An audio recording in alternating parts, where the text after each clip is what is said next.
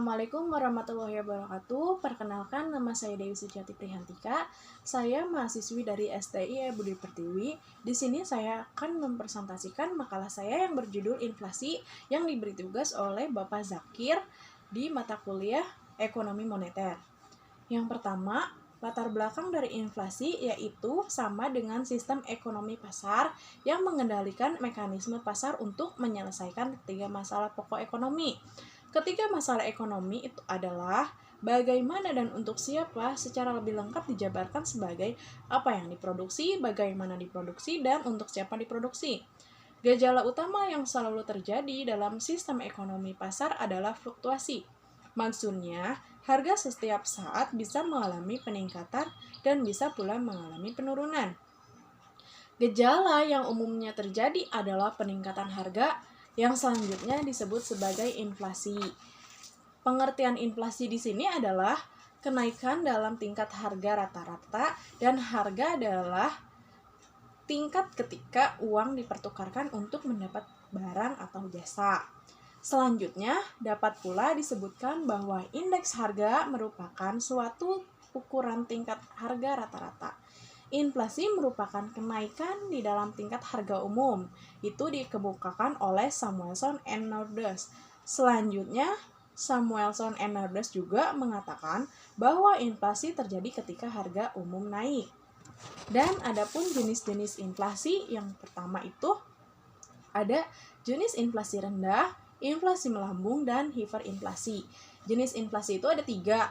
Dan yang pertama itu inflasi rendah, atau dicirikan oleh harga yang naik secara perlahan-lahan dan dapat diramalkan. Inflasi jenis ini dapat disebut pula sebagai tingkat inflasi tahunan dengan digit tunggal atau di bawah 2 digit, yaitu mulai 0,1% sampai dengan 9,9%. Pada kondisi ini bisa disebutkan bahwa harga-harga relatif stabil, sehingga masyarakat mempercayai uang. Artinya, uang masih mempertahankan nilainya atau daya belinya. Nilai real dari bulan ke bulan dan dari tahun ke tahun. Dan inflasi yang melambung itu inflasi yang terjadi ketika inflasi berada pada ganda atau 3 triple digit. Misalnya 20, 100, atau 200% per tahun. Ketika inflasi jenis ini mulai mengakar, maka akan muncul distorsi ekonomi. Pada kondisi ini, kehilangan nilai realnya dengan sangat cepat, sehingga masyarakat akan memegang uang dalam jumlah yang sangat sedikit, yaitu hanya untuk kebutuhan transaksi sehari-hari. Dan yang terakhir itu jenis inflasi hiperinflasi. Pada saat hiperinflasi, harga-harga meningkat jutaan atau bahkan miliaran per tahun. Pada kondisi ini, perekonomian pasar seolah-olah sedang mengalami penyakit kanker yang mematikan. Stok uang nyata menurun secara drastis. Artinya, permintaan uang sangat rendah, hanya 1/13 dari kondisi normal. Harga relatif sangat tidak stabil. Harga relatif ini sangat merugikan para pekerja dan pengusaha. Dan adapun teori inflasi modern, yaitu inflasi tarikan permintaan dan inflasi dorongan biaya. Inflasi modern menjelaskan penyebab inflasi. Secara teoritis, inflasi dapat datang dari sisi permintaan atau permintaan agregat, dan sebagian lagi akan datang dari sisi penawaran atau penawaran agregat. Konsekuensi dari pemikiran ini adalah ada 2 jenis inflasi dari segi penyebabnya, yaitu inflasi tarikan permintaan dan inflasi dorongan biaya.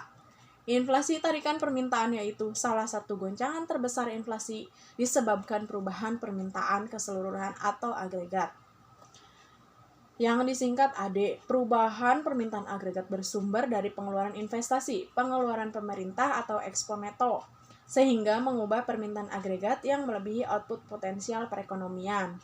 Inflasi dorongan biaya, ketika inflasi tarikan permintaan mulai terjadi, para pebisnis dan bekerja cenderung mempertimbangkan tingkat inflasi untuk mengambil keputusan mengenai harga produk yang dihasilkan dan upah yang dibayarkan pada para pekerja. Adapun teori kuantitas uang, yaitu teori yang berasal dari pemikiran filsaf dan ekonomi David Hume.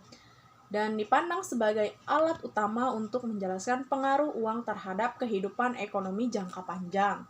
Teori kuantitas uang menghubungkan transaksi dan uang yang ditunjukkan melalui persamaan kuantitas seperti uang kali perputaran sama dengan harga kali transaksi, atau dalam rumusnya M kali V sama dengan P kali T.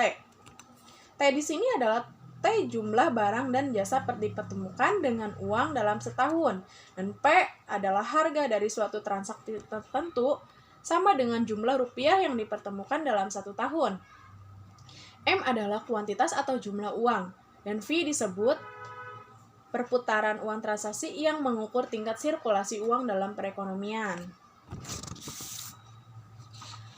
Dan adapun kesimpulannya di sini adalah yang terjadi pertambahan jumlah uang beredar dalam arti M1 di Indonesia dari tahun 2012 sampai tahun 2016 sebesar 514,65 triliun rupiah atau meningkat sebesar 57,31%.